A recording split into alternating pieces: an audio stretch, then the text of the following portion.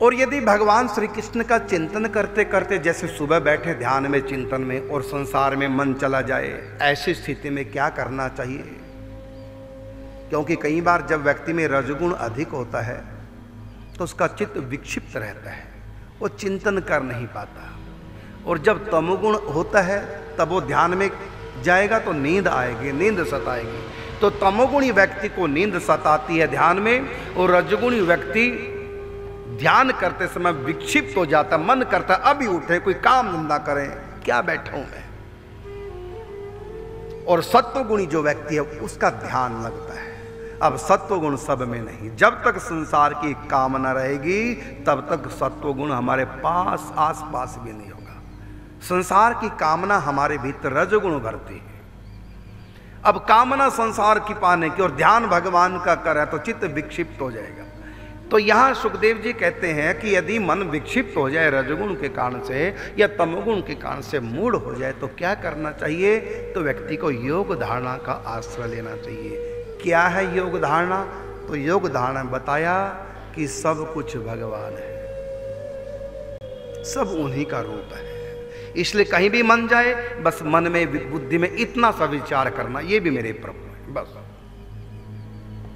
जैसे कि श्री कृष्ण का ध्यान कर रहे हैं, ध्यान करते करते मन चला गया परिवार में किसी सदस्य में, तो मन यदि वहां चला गया तो तुरंत बुद्धि से विचार करो, क्या ये भी तो मेरे प्रभु का ही रूप है, सब तो उन्हीं के रूप हैं, सबके भीतर वो बैठे हैं। अब आप श्री कृष्ण का ध्यान कर रहे हैं, बंसी बजा रहे हैं ठाकुर जी, ऐसा ध्यान करें कदम के वृक्ष बैठ के। और ध्यान करते करते यदि वृंदावन में मन चला गया, बांके बिहारी में, मंदिर के अंदर बांके बिहारी, अब ये थोड़ी कि बांके बिहारी में मन चला गया वहां से मन हटा करके हम कृष्ण में लगाएं, अरे बांके बिहारी भी तो श्री कृष्ण है। इसी प्रकार हमारा मन परिवार के सदस्य में भी चला गया श्री कृष्ण का चिंतन करते करते। तो सुखदेव जी कहते हैं राजन, उस समय मन परिवार से हटाने की आवश्यकता नहीं, केवल योग धारणा कर लो। क्या? ऐसा विचार करो कि जैसे पुत्र में मन गया तो क्या भाव करो, इसके भीतर भी मेरे प्रभु है, ये भी मेरे प्रभु का ही रूप है, ऐसा मान के ये मेरे श्री कृष्ण है, पुत्र के रूप में मेरे श्री कृष्ण है, ऐसा भाव कर लिया करो। इसी का नाम है योग धारणा, अर्थात वो धारणा, वो विचार जो हमको भगवान से हमारा योग करा दे।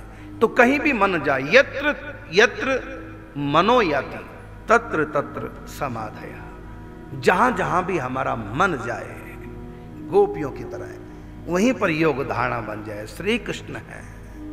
इसलिए भगवान श्री कृष्ण ने इसी बात को एकादश स्कंद के में कहा है उद्धव जी को, वो ये कि सब मेरा ही रूप है, इसलिए सभी को प्रणाम करो, चाहे गाय है चाहे कुत्ता है, ब्राह्मण है चंडाल है, सूर्य है चाहे छोटी सी चिनगारी है, कोई भी जीव जंतु है, सब मेरे रूप है, सभी को प्रणाम करो।